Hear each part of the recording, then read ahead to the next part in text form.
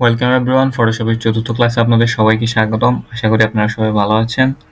আজকের ক্লাসে আমরা ফটোশপের ব্রাশ, ইরেজার এবং গ্রেডিয়েন্ট টুল সম্পর্কে জানবো। তো আমরা ফটোশপে চলে যাই। ফটোশপে আসার পরে আমরা আমাদের টুলবার থেকে ব্রাশ টুলটি সিলেক্ট করে নেব। ব্রাশ টুলটি সিলেক্ট করার পরে আমরা চাইলে ক্যানভাসের উপরে স্ট্রোক দিতে পারবো। তো আমরা এটি আনডু করে নিচ্ছি। প্রথমে আমরা একটি লেয়ার নেব।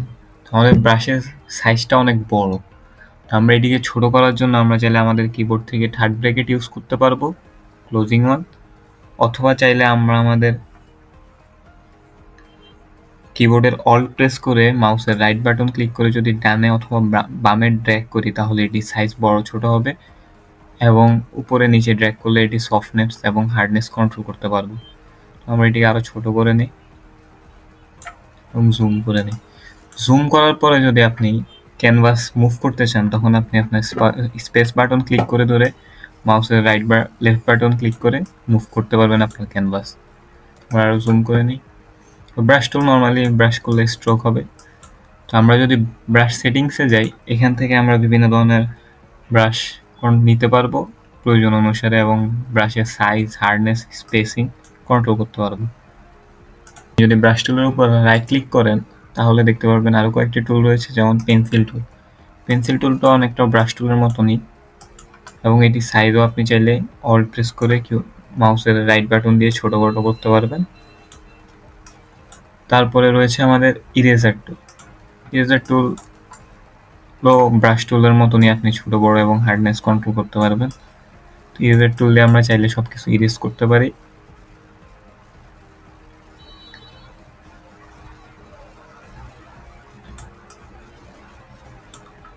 তো এই ছিল ইরেজার টুল এবং ব্রাশ টুল।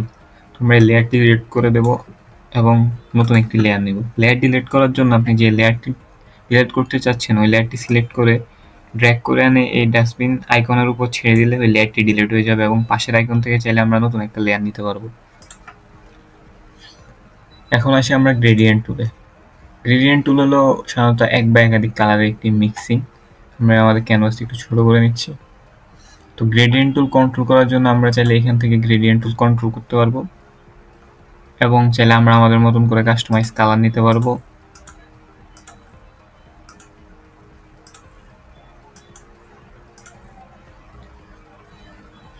তো আমরা এখানে অথবা আমাদের ফটোশপে যে প্রিসেটগুলো রয়েছে সেখান থেকে চাইলে আমরা কালার সিলেক্ট করতে পারবো। তো আমরা প্রথমে একটু কালার নেই, রেড।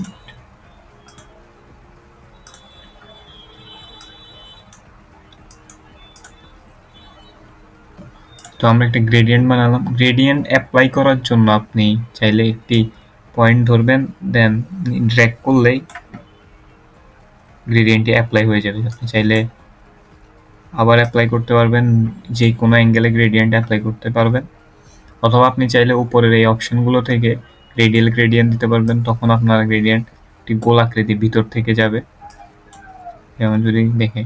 তারপরে উপর থেকে চাইলে আপনি রিভার্স করে দিতে পারবেন কালারগুলো, তখন আপনি দিলে কালারগুলো রিভার্স হয়ে যাবে। এখানে আরও কয়েক প্রকার রয়েছে, আপনারা এগুলা ট্রাই করে দেখবেন। বিভিন্ন যেটা আপনার প্রজেক্টের সাথে ভালোভাবে যায় আপনি সেটাই অ্যাপ্লাই করবেন। তো এই ছিল আজকের ক্লাসের মতন। দেখা হচ্ছে পরবর্তী ক্লাসে। ধন্যবাদ সবাইকে।